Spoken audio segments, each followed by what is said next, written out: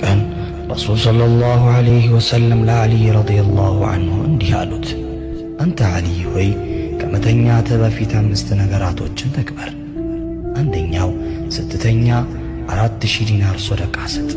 ሁለተኛው ደግሞ ቁርአንን አኽትም። ሦስተኛ ለጀነት ዋጋዋን ክፈል። አራተኛው 2 ሰዎችን አስታርቅ።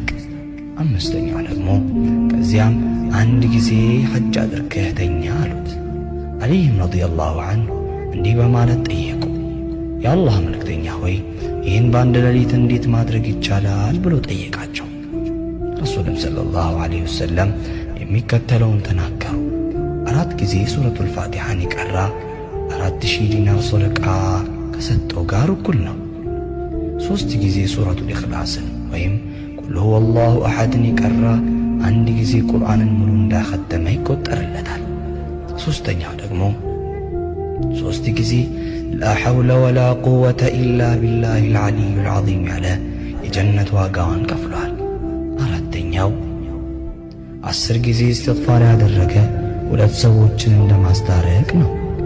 አምስተኛው ደግሞ 4 ጊዜ ሸሃዳን ያደረገ 1 ጊዜ ሐጅ እንዳደረገ ነው። አስብ፣ ይህ መልእክት አንተ ጋር ብቻ